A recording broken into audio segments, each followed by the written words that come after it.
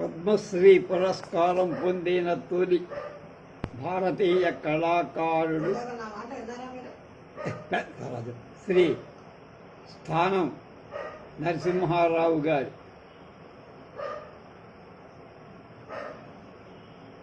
స్వీయ రచన నటస్థానం 12వ భాగం 24/9/24. ఇది ఇప్పుడు 3వ భాగంలో 3rd పార్ట్లో మొదటి అధ్యాయం. నా మూర పాత్ర చంద్రగుప్త నాటకంలోది. ఈ నాటకాన్ని విజేంద్రలాల్ రాయ్ గారు బెంగాలీలో రాస్తే నండూరి శివరావు గారు తెలుగులోకి అనువాదం చేశారు. ఈ నాటకాన్ని మా నాటక సంఘం వాడు ప్రదర్శనకు చేపట్టారు. ఇందులో నేను చంద్రగుప్తుడి తల్లి ముర భూమిక నిర్వహించి ఈ పాత్రను నిర్వహించడానికి మొదట నన్ను ప్రోత్సహించింది నా మిత్రుడు డివిఎన్ నరసింహారావు. ఈతడు ఈ నాటకంలో చాణక్య పాత్ర పోషణలో ప్రసిద్ధి పొందారు. ఈతని ప్రోత్సాహం వల్ల సహకారం వల్ల ఈ నాటకాన్ని ఆంధ్రదేశంలో కొన్ని పట్టణాల్లో ప్రదర్శించి కానీ మా సంఘపు ఇతర నాటకాలు అందినంత రక్తి ఈ నాటకానికి అంతగా రాదు.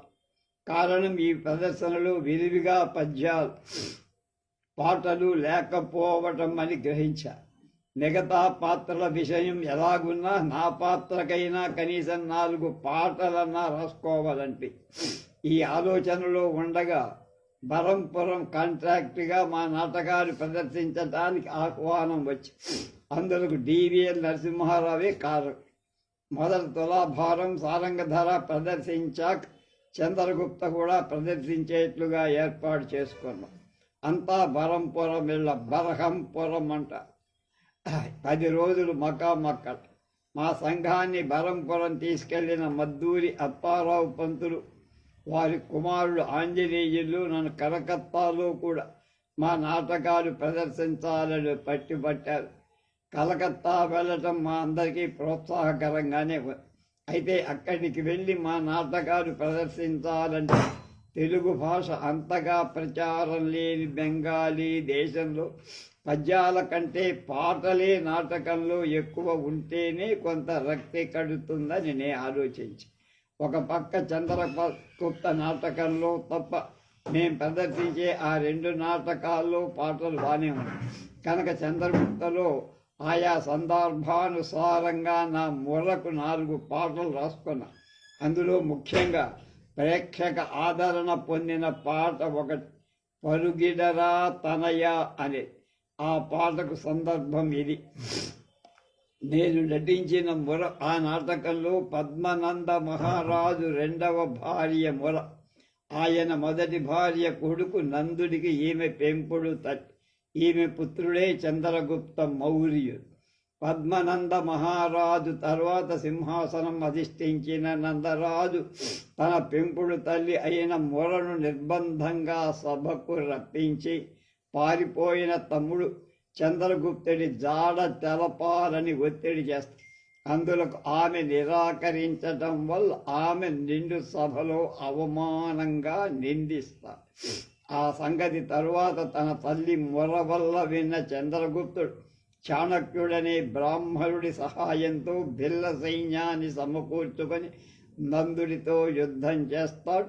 ఆ యుద్ధంలో సోదర ప్రేమ పాశానికి కట్టుబడిన చంద్రగుప్తుడు తనకు చేజిక్కినటువంటి నందుని చంపకుండా యుద్ధరంగం నుంచి తిరోగమిస్తాడు.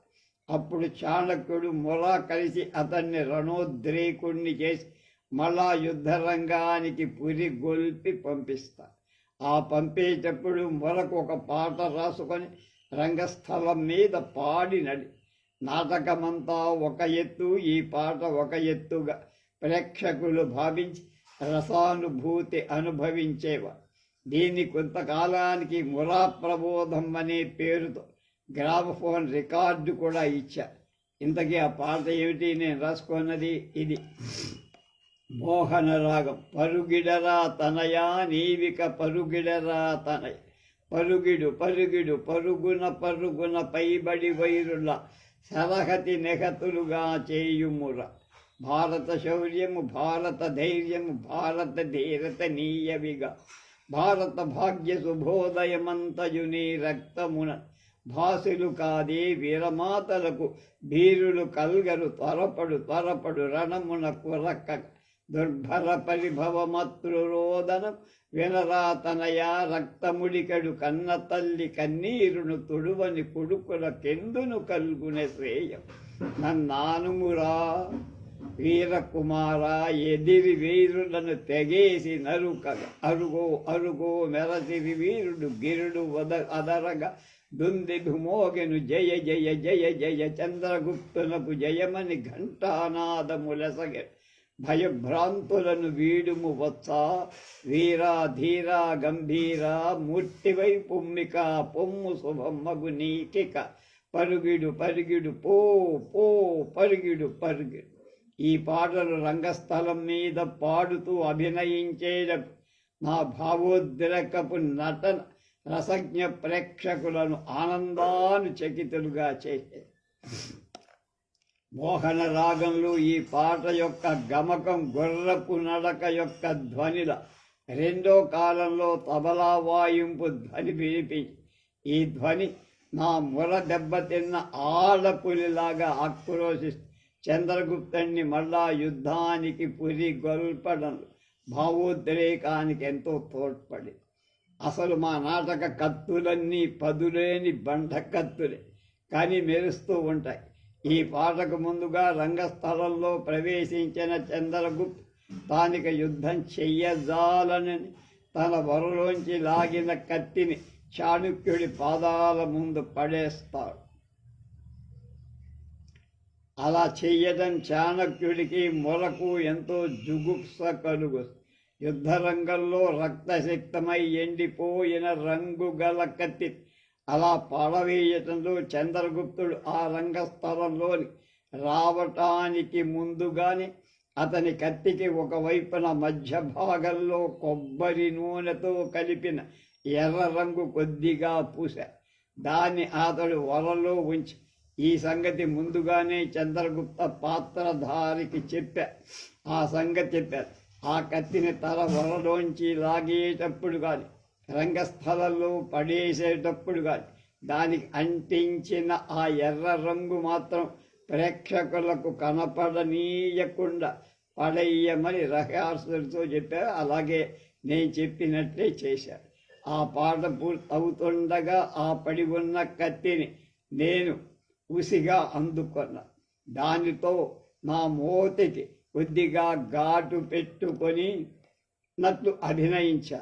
ఆ కత్తికి మధ్య భాగంలో ఉన్న ఎర్ర రంగు నా మోచేతికి అంటుకొని దాని భ్రాంతి కలిగించే రక్తంలాగా ప్రేక్షకులకు తిప్పి స్ఫురింపచేసి ఆ కృత్రిమ రక్తాన్ని చంద్రగుప్తుని కనుబొమ్మల మధ్య దురుసుగా అద్దె. అది రక్త తిలకంగా భాషించి ఆ కత్తిని మళ్ళా అతడు గుప్పెట పట్టేట్టుగా అతనికి అందించి అతడు వీరావేశం పొందిన వాడులా బుసలు కొడుతూ నిలుచుండి యుద్ధ భూమి వైపుకు చూశా. వెంటనే నా కొప్పులోంచి ఒక వెంట్రుకను దురుసుగా లాగినట్టు అభినయి ఆ వెంట్రుకని అతని ముంజేతికి దీక్షా కడంగా కట్టా. ఇదంతా ఆ పాట పాడుతుండగానే జరుగుతుంది. అతన్ని మాతృప్రేమతో ఆలింగనం చేసుకొని తర్వాత నీవు వీపు చరచాలి. పాట పూర్తయ్యేసరికి అది వరకే రిహార్సులో నిర్ణయించుకున్న నా సౌజ్ఞననుసరి అతడు వీరావేశంతో ఒక్క ఊపున వంగి తల్లి పాదాలకు నమస్కారం చేసి మహోగ్రుడై యుద్ధ భూమికి పరిగెత్తినట్లుగా లోపలికి వెళ్ళిపోయాడు. అతడు చాలా దూరం పెడుగెడుతూ ఉన్నట్టుగా భావం పొందిన నేను ఉత్సాహాతిశయాన అతని వెంబడిపడి చెబుతున్నట్లుగా రంగస్థలంలో కొంత భాగం అటు ఇటు పరిగెత్తి చివరకు అంత క్రితమే అక్కడ అమర్చబడిన ఒక చిన్న రాయి ఎక్కా. దాని మీద నుంచి దూకి పరుగుడు పో పో పో పరుగు అంటూ అతడు వెళ్ళిన వైపుకే నేను లోపలికి పరిగెత్తి ఆ పాట నడక నా భావోద్రేకపు అభినయానికి జీవం పోసింది. నేను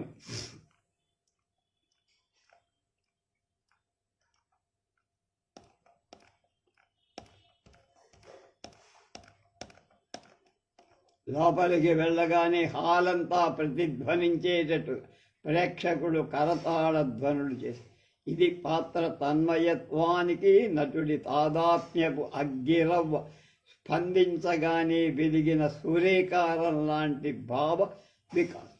ఈ చంద్రగుప్త నాటకాన్ని ఆంధ్రదేశంలో కొన్ని పట్టణాల్లో ఆడారు. వాటిలో కొన్ని చోట్ల తాడిపత్రి రాఘవాచార్యులు బళ్ళారి, ముందులూరి కృష్ణారావు, చాగంటి సన్యాసిరాజు గారుడు చాణక్య పాత్రలు చాలా గొప్పగా పోషి నేటికి సజీవుల్లో డివిఎన్ నరసింహారావు, ఎంవి నరసింహాచార్యులు, రాజమండ్రి గారులు కూడా చాణుక్య పాత్రకు జీవం పోశారు. పై ఉదహరించిన చాణుక్య పాత్రధారులలో ఒక్క రాఘవాచార్యులు తరువాత ఆ పాత్రకు అదే న్యాయం సమకూర్చిన వాడు ఎంవి నరసింహాచార్యులు అని చెప్పాలి. వీరిని గురించి కొంత చెప్పాలనుకుంటున్నాను. ఎంవి నరసింహాచార్యులు రాజమండ్రి. ఈయన ఆకార పుష్టిలో కొంచెం స్థూలకాయ, పైగా పొట్టి విగ్రహం. అయితే ఈయన ఆ వేషం ధరించి రంగస్థల ప్రవేశమైన అందరూ నటుల కంటే పెద్దవాడుగా ఆకర్షిస్తూ ఉండేవాడు. పాత్ర తత్వం తెలుసుకొని నిర్దుష్టంగా నటించడం, తన భావ ప్రకటన ప్రతిభ నిర్దుష్టంగా చాటేవాడు. ఈయన నందుడి దర్బారులో నంద ఆజ్ఞచేత వాచారుడు తనకు మెడబెట్టి గెంటినప్పుడు ముడి వీడిపోయిన ఆ కొద్ది పిలక జుట్టుతో నందవంశం నాశనం చేసేంత వరకు ఈ జుట్టు ముడివేయను అని ప్రతిజ్ఞ చేసిన నిప్పులు రాలుస్తున్నట్టుగా ఆ నేత్రద్వయం నుండి ప్రకటింపబడిన ప్రతీకార క్రోధభావం ప్రత్యేక ప్రశంసనీయం. చాణక్య చంద్రగుప్తలో రామారావు చంద్రగుప్తుడుగా, నాగేశ్వరరావు చాణక్యుడిగా నటించిన సంగతి మనకు తెలుసు. అంతేగాక చంద్రగుప్తుడిని మళ్ళా యుద్ధానికి పురిగొలుపుతూ చెప్పిన ధర్మం, లౌక్యం, కార్యసాధన, చాతుర్యం అభినయంలో వ్యక్తపరచడం ఆనాటి రాజనీతి విస్పష్టమవుతూ ఉండే. ఇక చంద్రగుప్త పాత్రానికి అనేక మంది నటులు పోషించారు. అందులో ముఖ్యంగా ఎన్నికైన నటశిఖామణి పసల సూర్య చంద్రరావు. నిండైన విగ్రహం, ఉత్తమ భాషా భావాలు గల సంస్కారి, వాంగ్మే అంటే చక్కగా మాట్లాడు, భావ ప్రకటనలో నిగ్రహం వెలివెచ్చే రాజఠీవి గల మూర్తి. మంతం వ్యక్తిగతంగా హిందీ భాషను నిర్దుష్టంగా ఉచ్చరించగల విదుష్, సమయస్ఫూర్తి గల వాక్చాతురుడు, సరసుడు, సహృదయుడు, ఆదరణలో కుడి ఎడమల భేదం తెలియని కుబేర సమాన్, నిండు కొండలాంటి నిబ్బరంగల శాంత స్వభావుడు, లోకజ్ఞాని. మేమిద్దరం కలిసి 1948 అక్టోబర్ 17 మద్రాసు విపి హాలులో బెదవాడ గోపాలరెడ్డి ఆర్థిక మంత్రిగా ఉన్న సమయంలో అధ్యక్షతన చంద్రగుప్త నాటకంలో నటించి, ఆయన చంద్రగుప్తాభినయం ఈనాడు నా మొరను ఎంతో ఉత్తేజపడి, అంతటి ఆకర్షణీయమైన విగ్రహ పుష్టి గల ఈయన తల్లిగా నటించిన నా ముర కౌగిలిలో ఈయన ఒదిగి తన పుత్రత్వానికి, మాతృభక్తికి కర్తవ్యాన్ని అందించుకొని ఆనాటి చంద్రగుప్తుడుగా భాషించాడు. నా అనుభవంలో ఆ పాత్ర పోషణ పసల సూర్యచంద్రరావుకు ఆయనే సాటి వేటి నటుడుగా నా మనసులో ఈనాటికి మెరుస్తూ. ఇక బలంపురం నుంచి క్యాంపు నుండి కలకత్తా నాటక ప్రదర్శనకు వెళ్ళాం. అక్కడి నుంచి కలకత్తా వెళ్ళి మా ప్రదర్శన ఇవ్వాలనే ఉత్సాహం మాలో అందరికీ కలిగింది. ముందుగా చెప్పాక మా నాటక సభ్యులందరినీ బలంపురంలో వదలి నేను, ఆంజనేయులు, డివిఎన్ నరసింహారావు కలిసి కలకత్తా వెళ్ళి అక్కడ హాల్ ఏర్పాటు కుదిరిన తరువాత మా సంఘాన్ని పిలుద్దాం. కలకత్తాలో ఒక హోటల్లో బస చేసి కోరిథిన్ థియేటర్ను నిర్ణయించుకోవడానికి అక్కడ వెళ్ళాం. మా కోరికను ఆ థియేటర్ యజమానులైన వాళ్ళిద్దరికీ చెప్పాం. అందులో ఒక ఆయన మాకు అంగీకారం ఇవ్వాల. బ్రతిమలాడాం, ఒప్పుకోల. సరిగదా రెండవ వారిని కూడా ఒప్పుకోనివ్వలేదు. కారణం ఏమిటయ్యా అని అడిగి, మీ తెలుగు నాటకాలు కూడా నాటకాలేనా? పండి మేము ఇవ్వంతా థియేటర్ ఇవ్వం పండిని అన్నారు. తెలుగు నాటకాలు మీరు చూసే అంటున్నారా ఈ మాట అని అడిగాడు ఎదురు పరిస్థితి. చూశానులేండి, ఏ నాటకాలు, అంత రసాభాస అసభ్యపు నాటకాలు అన్నాడు వాడు. తర్వాత వారి మాటల్లో అసలు విషయం మాకు అర్థమైంది. మాకంటే ముందుగా 4 నెలల క్రితం కలకత్తాలో కొంచెం తెలుగు మాట్లాడి ఒక ఔత్సాహిక అరవ నాటక సంఘం వాడు మధుసేవ నాటకాన్ని వాళ్ళ థియేటర్లో ప్రదర్శించారట. రంగస్థలం మీదే బ్రాందీ సీసాలు తెచ్చుకొని తాగి నక్కక్కి నానా రభసా చేశారు. దానికి తోడుగా ఆ రోజు నాటకంలో ముఖ్య పాత్ర ధరించాల్సిన వారెవరూ రాలేదు. ఆ నాటకానికి ప్రాప్తింగ్ ఇచ్చే ఒక పెద్ద మనిషి ఆ పాత్రను అప్పటికప్పుడు ధరించి ప్రదర్శించాడు. అతనికి సరిగ్గా పోషణ రాకపోతే ప్రేక్షకులు అల్లరి పెట్టారు. అది చిలికి గాలివానలా మారిపోయి ప్రేక్షకులు తమ టిక్కెట్ల డబ్బు వాపస్ చెయ్యమని పాత్రధారులను ఒత్తిడి చేసి ఈ గోలతో కొందరు ప్రేక్షకులు రంగస్థలమే ఎక్కి హాల్లో కూర్చున్న వాళ్ళని మరింత రెచ్చగొట్టారు. వాళ్ళంతా లేచి తెరలు చింపేసి కుర్చీలను విరగ్గొట్టారు. ఇంతలో పోలీసులు వచ్చి అందరినీ బయటికి తోసేశారు. తర్వాత కట్టుబాటు లేని నాటక కళ గురించి కొంత వాళ్ళు విమర్శించారు. ఈ విమర్శ మాకప్పుడు న్యాయమైందిగానే తోచింది. ఈ విధంగా మా పట్ల వారి విముఖత్వాన్ని మా మీద విసర్రాదు. అందుకు మేమెంతో నిరుత్సాహం చేస్తాం. ఇంత దూరం వచ్చి కూడా కలకత్తాలో మా ప్రదర్శనలకు అవకాశం లేకపోయిందని దిగు. అప్పుడు నాకు ఓ మాట అనాలనిపించింది. అనీసా ఆశ బదులు అదేమిటంటే, ఏమండి, మీ బెంగాలీ వారు తొందరపాటు వారని, కళలంటే వాళ్ళకి బొత్తిగా తెలియదని మా ఆంధ్రదేశంలో కొందరి వల్ల వింటున్నాం. కానీ మీరింత మంచిగా నాటక కళల గురించి మాట్లాడారు. ఇప్పుడు మీ కళాభిమాన హృదయాన్ని తెలుసుకున్నా మా పూర్వపు అభిప్రాయాన్ని మార్చుకుంటున్నామన్నాను. అది స్థానం వారన్నారు. ఈ సంభాషణ అంతా ఇంగ్లీష్లోనే జరిగిపోయింది. అప్పుడు వారిలో ఒకరు మా మాటలు కొంత సంతోషించినట్లు కనబడి, మాలో మాత్రం అందరూ అలా ఎందుకుంటారండి అన్నాడు అప్రయత్నం. ఈ మాటే మళ్ళా తిప్పి వాళ్లతోనేనన్నా. అప్పుడు ఆయన చిరునవ్వున మౌనం వహించి, ఆ మౌనాన్ని అవకాశంగా తీసుకొని నేను మళ్ళా ఇలా, మాకొక్క ప్రదర్శనానికి మీ సహాయం ఇవ్వండి. మాకొక్క ప్రదర్శనానికి చాలా దూరం నుండి మీరు అడిగిన అద్దె ఇస్తాం. ఆ నాటక ప్రదర్శన చూసి బాగున్నది అని మీరు అనుకుంటే మాకు 2వ నాటక ప్రదర్శనానికి అద్దె లేకుండా అవకాశం ఇస్తారా అన్నారు. వాళ్ళిద్దరూ కొంచెంసేపు బెంగాలీలో ఏదో మాట్లాడుకున్నారు.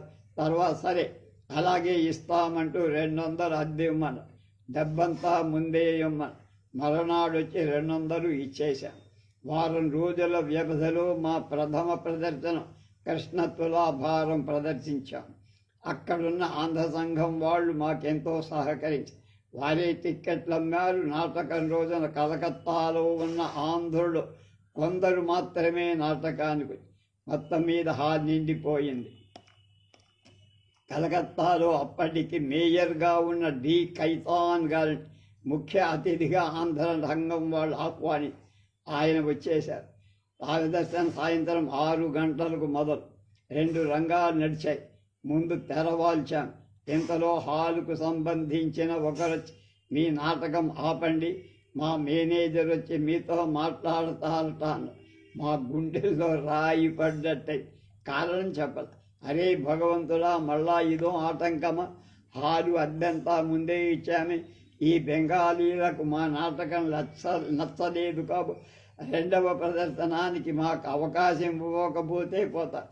అంతేగాని ఇప్పుడు జరుగుతున్న నాటకాన్ని ఎలా ఆపుతాడు అని అనుకుంటుండగా వారి మేనేజరు నా దగ్గరకు వచ్చి మా నాటకం చాలా బాగుందని ప్రశంసిస్తూ ఒక 15 నిమిషాలు దయించి ఆపండి, మా ఫిలిం కంపెనీ యాక్టర్లు స్టూడియోలో ఉన్నారు, వారు వచ్చి మీ నాటకాన్ని చూడడానికి మా స్టూడియోకు మా ప్రొప్రైటర్ ఫోన్ చేస్తున్నారు కనుక వారు వచ్చేదాకా మాత్రం మీ ప్రదర్శన ఆపండి అని. ఆ మాటకు మాకెంతో సంతోషమే. 15 నిమిషాలు కాదు, అరగంట ఆపమన్నా ఆపుతాం. ఈలోగా ప్రేక్షకులు ఈ ఆలస్యాన్ని సహించేట్లుగా మీరు చూసుకోవాలి, ఆ బాధ్యత మాది కాదు, అది మేము చూసుకుంటాం లేండని వెళ్ళిపోయాం. ఆ కంపెనీ ప్రొప్రైటర్ ప్రేక్షక స్థానంలో కూర్చున్న మేయర్ గారితో ఏదో మాట్లాడి ఆయన రంగస్థలానికి ఆహ్వాని. మేయర్ వచ్చి మా నాటకాన్ని ఎంతో మెచ్చుకొని ఇంగ్లీష్లో కాసేపు మాట్లాడు ఉపన్యసించి ఈ కంపెనీ వాళ్ళు మళ్ళా 2 నాటకాలు ప్రదర్శిస్తారని, 2వ నాటకంలో నా వేషానికి తానొక బంగారు పథకాన్ని బహూకరింపదలచారని ప్రేక్షకుల ముందు ప్రేక్షకుల సంతోషం కరతాళ ధ్వనులతో ప్రతిధ్వనించి ఆ ఉపన్యాసంతో దాదాపు 15 నిమిషాలు గడిచిపోయాయి. ఇంతలోనే కొరిథిన్ థియేటర్కి సంబంధించిన ఫిలిం కంపెనీ నటీనటులు కొందరు కార్లలో వచ్చి నాటక రంగం నుంచి వాళ్ళు చూశారు. నాటకం సగం నుంచి వాళ్ళు చూశారు. వారిలో కొందరు నాటకం పూర్తయ్యాక మా గ్రీన్ రూమ్లోకి వచ్చి అభినందించి, ఒకరిద్దరు స్త్రీలు కూడా నా వేషధారణ విషయంలో విమర్శగా నన్ను పరికించి వారి బెంగాలీ భాషలో ఏదో చెప్పుకొని నవ్వుకొని వెళ్ళిపోయారు. మా 2వ నాటకం సారంగధర ప్రదర్శిస్తామనుకున్నాం, కానీ కొందరి ప్రేక్షకుల కోరిక నుంచి మళ్ళా కృష్ణ తులాభారమే ఆ ఎల్లుండి ప్రదర్శించాల్సి వచ్చింది. ఆనాడేదో పండగ దీవనం కావటం వల్ల అందరికీ సెలవు కావటం వల్ల వచ్చిన జనం కానీ కలెక్షన్ కానీ ఆదివారంలో ఎన్నడూ రాలేదని అనుకున్నారు. ఆంధ్రుల కంటే బెంగాలీ, హిందీలు తదితర మతాల ఉద్యోగస్తులు హెచ్చు మంది వచ్చి ఈ రావటానికి పత్రికల ప్రచారం కూడా బాగా దోహం.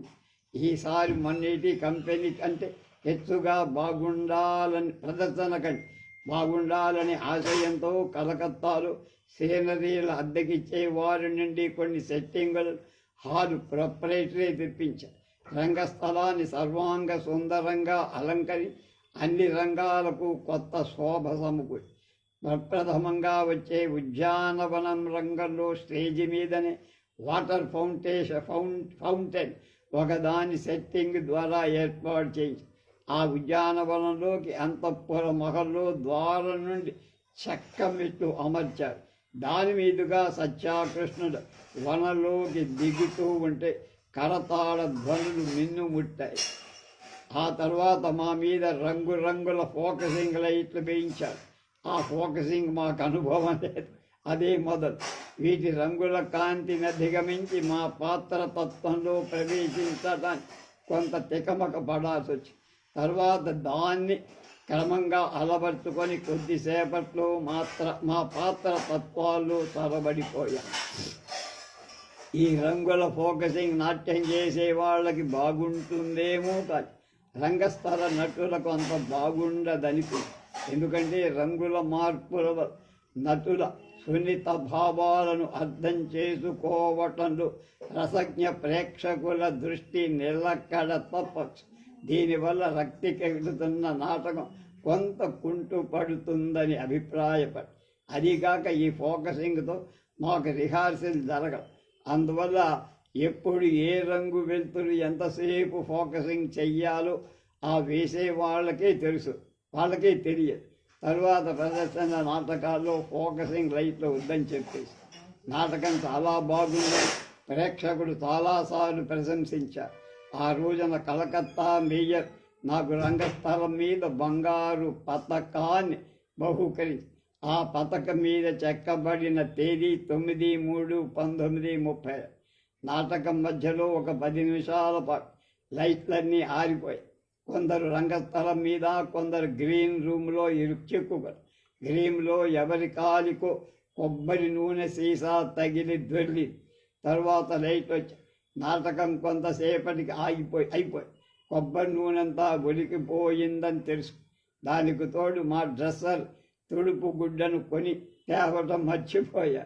వేషాలిపేసి రంగు ముఖాలతో మేమంతా మా అద్దె వ్యాన్లో ఎక్కి మా వసతి హోటల్కు చేరుకున్నాము.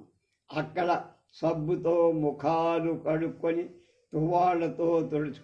తర్వాత సారంగధర చంద్రగుప్త నాటకాలు అక్కడి వారికి తులాభారం నాటకం కలిగించినంత ఆనందం మిగిలిన నాటకాలు కొరిథిన్ థియేటర్ ప్రొపరేటర్లు కొందరు పెద్దలు తన కంపెనీ నటీనటులను ఆహ్వానించి వారి హాల్లోనే మా సభ వారికి విందు చేసి అన్నమాట ప్రకారం 2వ ప్రదర్శనానికి అద్దె తీసుకో. ఆంధ్ర సంఘం వారు మాకు మరో చోట సన్మానం విందు చేసి ఈ క్యాంపు సుమారుగా 15 రోజులు జరిగింది. ఇప్పుడు రేపు కొబ్బరి నూనె తుడుపు గుడ్డ లేకపోతే నాటకం ఉండదురా బాబు, అది జాగ్రత్తగా పెట్టుకొని ఉండండి అని చెబుతున్నారు. రేపు చూద్దాం.